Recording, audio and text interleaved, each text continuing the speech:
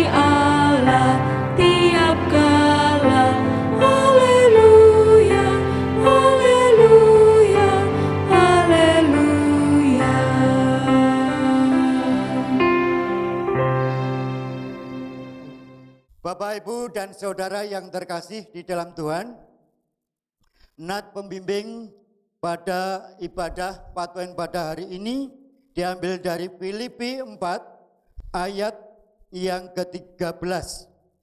Demikian firman Tuhan. Segala perkara dapat kutanggung di dalam Dia yang memberi kekuatan kepadaku. Amin. Bapak, Ibu, dan yang terkasih di dalam Tuhan, kita merespon nat pembimbing ini dengan memuji dan memuliakan Tuhan dengan Kidung Jemaat 332 ayat yang pertama dan kedua.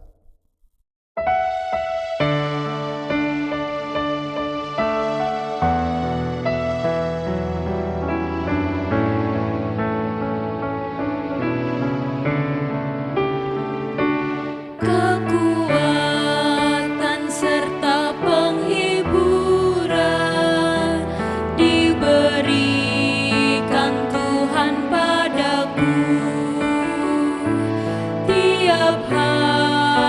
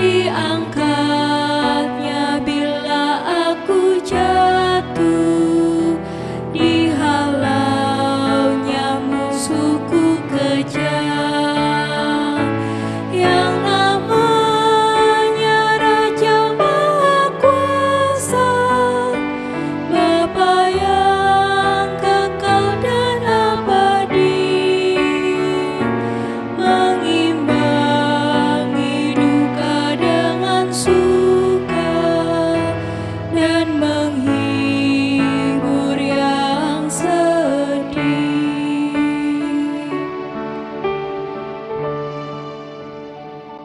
Bapak, Ibu, dan Saudara yang terkasih di dalam Tuhan, bacaan firman Tuhan pada hari ini diambil dari Filipi 4 ayat yang ke-10 sampai ke-15.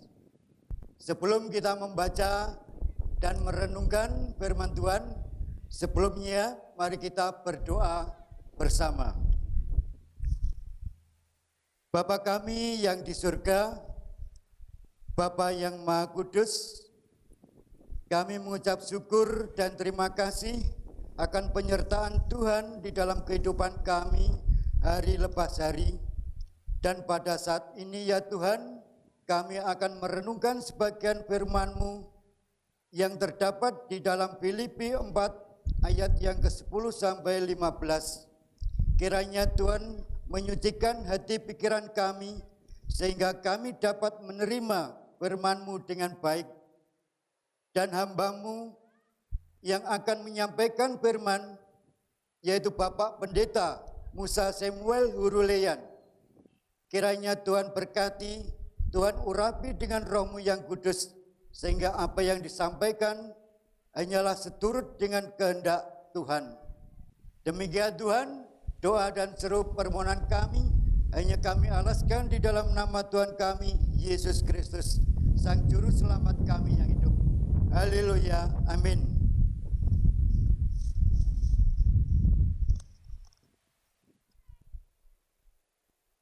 Firman Tuhan pada renungan hari ini diambil dari Filipi 4 ayat yang ke-10 sampai ke-15. Demikian firman Tuhan. Terima kasih atas pemberian jemaat. Aku sangat bersukacita dalam Tuhan bahwa akhirnya pikiranmu dan perasaanmu bertumbuh kembali untuk aku. Memang selalu ada perhatianmu, tetapi tidak ada kesempatan bagimu. Kukatakan ini bukanlah karena kekurangan, sebab aku telah belajar mencukupkan diri dalam segala keadaan. Aku tahu apa itu kekurangan dan aku tahu apa itu kelimpahan. Dalam segala hal dan dalam segala perkara tidak ada sesuatu yang merupakan rahasia bagiku, baik dalam hal kenyang maupun dalam hal kelaparan, baik dalam hal kelimpahan maupun dalam hal kekurangan. Segala perkara dapat kutanggung di dalam Dia yang memberi kekuatan kepadaku. Namun baik juga perbuatanmu bahwa kamu telah mengambil bagian dalam kesusahanku. Kamu sendiri tahu juga, hai orang-orang Filipi, pada waktu aku baru mulai mengabarkan Injil, ketika aku berangkat dari Makedonia, tidak ada satu jemaat pun yang mengadakan perhitungan hutang dan piutang dengan aku selain daripada kamu. Amin.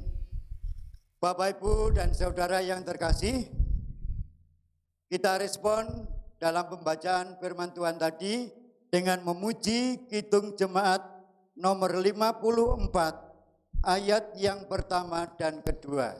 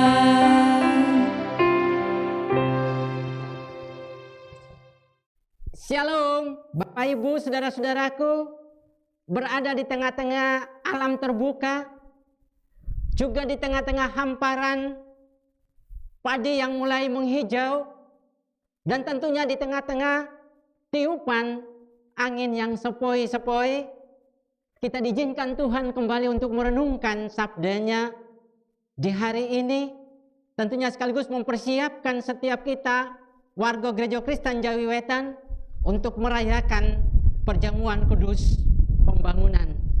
Kekasih-kekasih Tuhan, di kesempatan ini kita bersama merenungkan firman Tuhan Filipi pasal 4 ayat 10 sampai 15 dengan tema berkat di balik krisis kehidupan.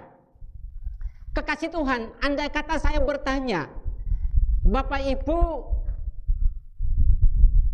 kalau menurut pikiran penjenengan semua, berkat apa saja yang ada di dalam kehidupan rumah tangga saudara? Mungkin masing-masing punya jawaban yang berbeda-beda. Oh iya, saya diberkati Tuhan dengan hasil pekerjaan yang baik. Saya diberkati Tuhan dengan kenaikan pangkat atau golongan.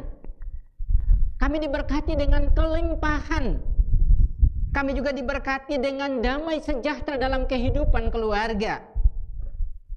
Kami diberkati dengan kesehatan dan kekuatan, dan bahkan banyak sekali jawaban-jawaban yang hampir senada. Dan saya percaya bahwa kita semua sepakat untuk jawaban itu.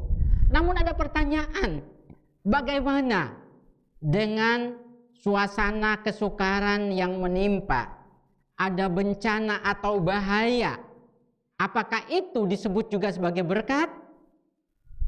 Tentu berkat yang perlu kita menghayatinya secara sungguh.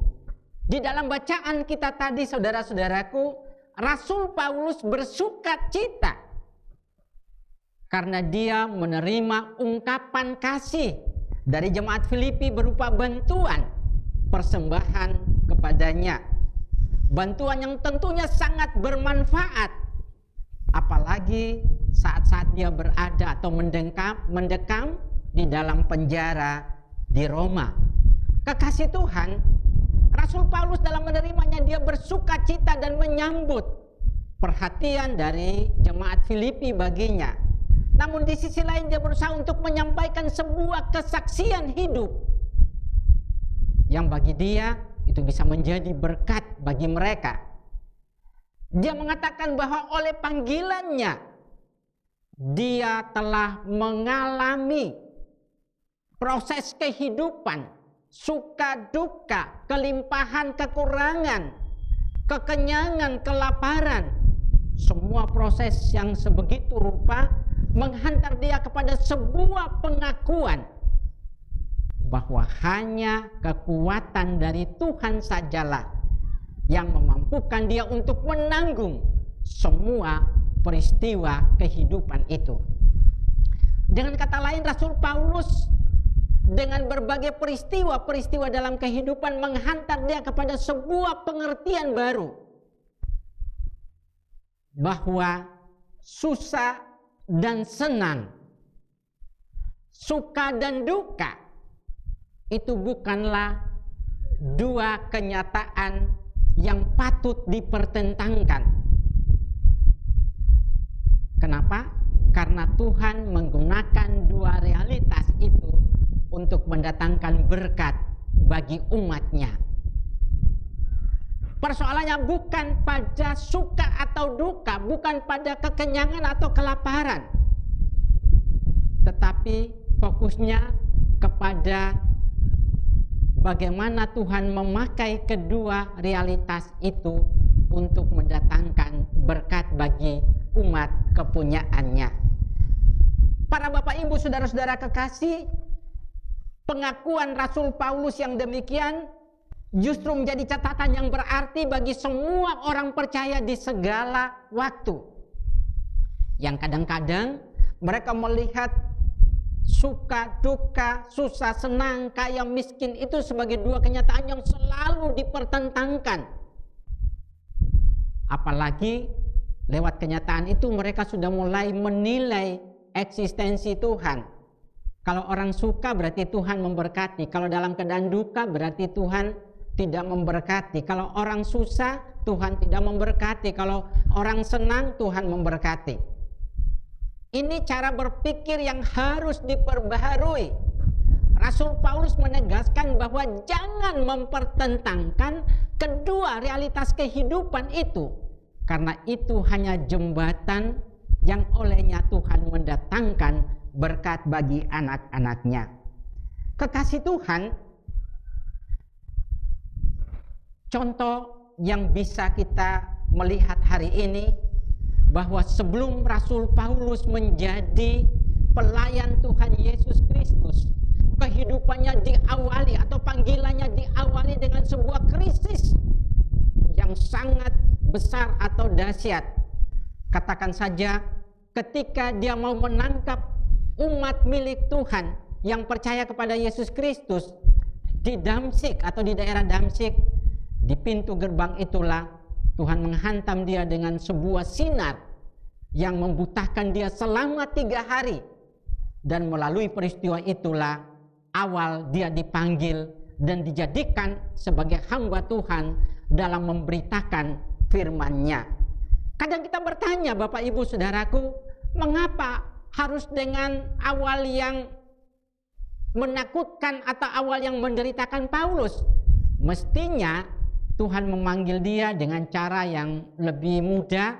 Misalnya Tuhan mengubah hatinya yang membenci Tuhan Yesus bersama pengikutnya menjadi hati yang mencintai. Apakah dengan begitu, bukankah sudah cukup dia menjadi pelayan Tuhan? Namun Tuhan berpikir berbeda dengan apa yang kita pikirkan. Justru dengan krisis itulah Tuhan akan menghantar dia sebagai pelayan Tuhan yang terus menghadapi penderitaan demi penderitaan. Dan oleh penderitaan itu dia semakin diberkati untuk mengenal Tuhan dan melayani Tuhan dengan sungguh hati. Bapak Ibu kekasih Tuhan, kalau kita renungkan dengan sungguh-sungguh, maka memang Tuhan punya cara yang berbeda untuk membawa seseorang datang kepadanya ataupun juga mendatangkan berkat bagi umat kepunyaannya. Kadang-kadang Bapak Ibu kekasih Tuhan, untuk datang kepada Tuhan seseorang butuh melewati penjara yang pengap dan penuh dengan penderitaan. Kadang-kadang seseorang mengalami kecelakaan, bahkan maut hampir merenggut nyawanya. Atau kadang-kadang dengan suara yang lembut dalam mimpi, Tuhan memanggil, anakku, ikutlah aku. Itulah cara Tuhan yang berbeda-beda bagaimana dia memanggil seseorang untuk datang kepadanya. 1001 macam cara Tuhan membawa seseorang datang kepadanya. Demikian juga 1001 macam cara Tuhan mendatangkan berkat bagi umatnya, bagi kehidupan gerejanya, bahkan bagi kehidupan manusia ciptaannya. Bapak Ibu para kekasih Tuhan, demikian pula di kesempatan ini saya merenungkan, andai kata tidak terjadi krisis dalam kehidupan Gereja Kristen Jawiwetan di zaman penjajahan Jepang, maka tentu dinamika bergereja Gereja Kristen Jawiwetan akan terlihat berbeda seperti yang kita alami dan rasakan di saat ini. Memang secara kasat mata kita mengakui bahwa penjajahan Jepang cukup merugikan eksistensi pelayanan bergereja kita di Gereja Kristen Jawiwetan. Tetapi kalau bila jujur kita mau mengatakan, justru kehadirannya menguji kematangan gereja sebagai organisasi dalam mengelola kehidupan pelayanan di saat itu. Itu di satu sisi, sedangkan di sisi yang lain kehadirannya juga menguji ketaatan dan kesetiaan pelayan dan umat Tuhan di dalam melayaninya. Kekasih Tuhan, ternyata harus melewati semuanya itu agar lebih mempersiapkan dan mematangkan Gereja Kristen Jawi-Wetan sebagai lembaga, demikian juga pribadi-pribadi agar memiliki iman yang lebih kuat untuk melayani Tuhan. Dengan kesadaran bahwa krisis yang terpuruk atau keadaan pelayanan yang terpuruk akibat krisis yang terjadi menghantar semua pihak Gereja Kristen Jawi-Wetan untuk kembali bangkit dengan penghayatan kepada sesanti patunggilan Kang Nyawiji,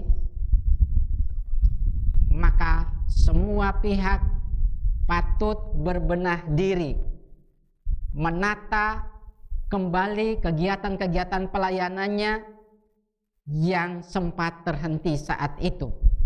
Saudaraku, akhirnya kita harus akui bahwa sejarah kelam itu memang harus ada untuk lebih memurnikan derap langkah pelayanan kita, tetapi juga sejarah kelam itu harus ada untuk memperbaharui kembali paradigma berpelayanan kita dari yang mengutamakan kelompok, mengutamakan sektor-sektor pelayanan di jemaat, di wilayah, daerah maupun majelis agung. Hendaknya semuanya bersatu padu, memikirkan kebersamaan, dan dengan mengutamakan kehendak Tuhan, semuanya melayani dengan penuh optimal. Saudara kekasih Tuhan, artinya sekelam apapun perjalanan bergereja kala itu, Tuhan selalu bekerja untuk menghadirkan berkat dalam hal meningkatkan kualitas kehidupan berpelayanan. Kekasih Tuhan, setiap kali kita merayakan perjamuan kudus dalam rangka pembangunan Gereja Kristen Jawi-Wetan, maka semua pihak diundang untuk datang di hadapan Tuhan. Kita bersama mengakui akan kekurangan dan keterbatasan kita di dalam mengelola kehidupan pelayanan bergereja. Dan juga di hadapan Tuhan, semua pihak harus membangun tekad dan semangat yang sungguh agar bersama diikat oleh tubuh dan darah Kristus, semuanya berjanji untuk melayani Tuhan dengan lebih sungguh lagi. Saudaraku, semangat kesatuan inilah yang terus diperbaharui setiap kali kita merayakan perjamuan kudus, agar dengan semangat yang kian kokoh kita akan melakukan pelayanan yang lebih sungguh dan teguh bagi kemuliaan nama Tuhan. Tuhan Yesus memberkati. Amin. Bapak, Ibu, saudara-saudara kekasih Tuhan, kita bersama masuk dalam saat teduh, merenungkan sabda Tuhan yang baru disampaikan. Mari kita masuk dalam saat teduh.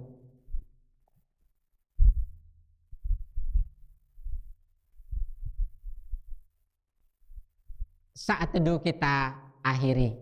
Jemaat milik kepunyaan Tuhan, mari bersama kita merespon akan firman Tuhan tadi dengan memuliakan Tuhan. Kidung Jemaat 383 bait yang pertama.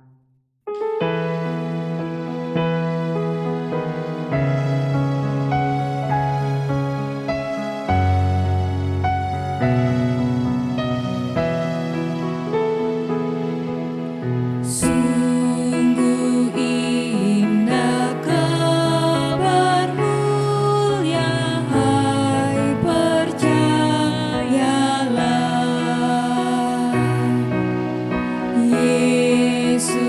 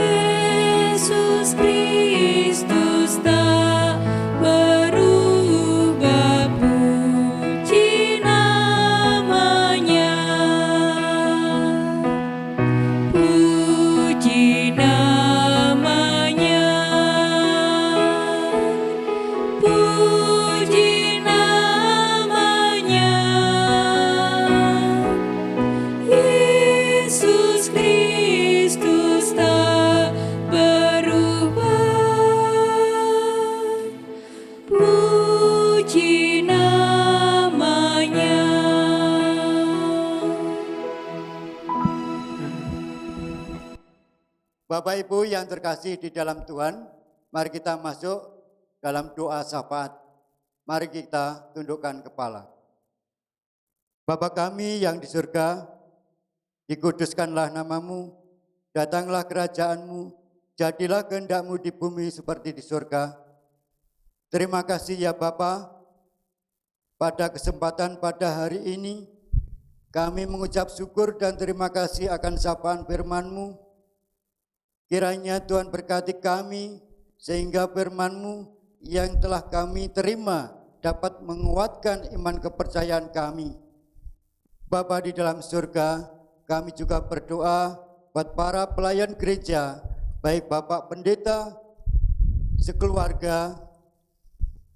Kiranya Tuhan berkati kesehatannya, Tuhan berkati apa yang menjadi pergumulannya. Demikian juga para pinatua dan diaken bersama keluarganya, kiranya Tuhan juga memberkati kesehatan dan memberkati apa yang menjadi pergumulannya. Terima kasih Bapa di surga, dan kami serahkan ya Bapa, semua warga jemaat khususnya GKJW Jemaat Pari bersama Pepandan ya Bapa, kiranya Tuhan juga memberkati kesehatan, sehingga setiap warga kami GKJW Jemaat Pari dan Pepandan dapat melakukan ibadah dengan baik. Terima kasih Bapa di dalam surga, terima kasih Bapa di dalam surga. Kami juga berdoa buat bangsa dan negara kami yang pada saat ini ya Bapa dilanda pandemi corona, sehingga dalam keadaan situasi yang tidak memungkinkan semuanya dapat kami lalui karena pertolongan dari Tuhan. Terima kasih Bapa dalam surga, dan kami juga berdoa buat para dokter dan para medis yang menangani di dalam wabah ini ya Bapa. Kiranya Tuhan memberikan kekuatan, memberikan perlindungan, tutup bungkus dengan Roh-Mu yang kudus, sehingga apa yang dilakukan hanyalah seturut dengan kehendak Tuhan dan memberikan yang terbaik. Terima kasih Bapa di dalam surga, terima kasih. Bapa kami yang di surga, kami serahkan uang persembahan pada hari ini ya Bapa. Kiranya Tuhan sucikan dan kuduskan, sehingga uang persembahan ini dapat kita pergunakan untuk pengembangan gereja dan program-program yang ada di gereja kami ya Bapa. Demikian ya Bapa, seru dan doa permohonan kami hanya kami alaskan di dalam nama Tuhan kami Yesus Kristus, Sang Juru Penolong dan Juru Selamat kami yang hidup. Haleluya, amin.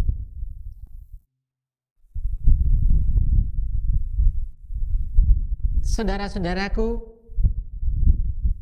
susah ataupun senang, kelimpahan ataupun kekurangan, suka ataupun duka adalah dua realitas yang tidak patut dipertentangkan, karena keduanya adalah jembatan Tuhan datang untuk menghadirkan berkat bagi kehidupan umatnya.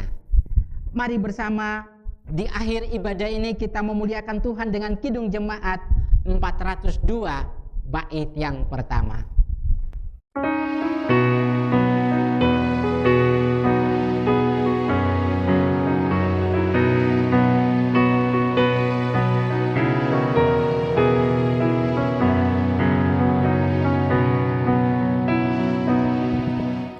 Perlukan juru selamat agar jangan ku sesat. Selalu harus ku rasakan bahwa Tuhanku dekat. Maka jiwaku tenang, takkan takut dan enggan bila Tuhanku membimbingku di malam pun tentram.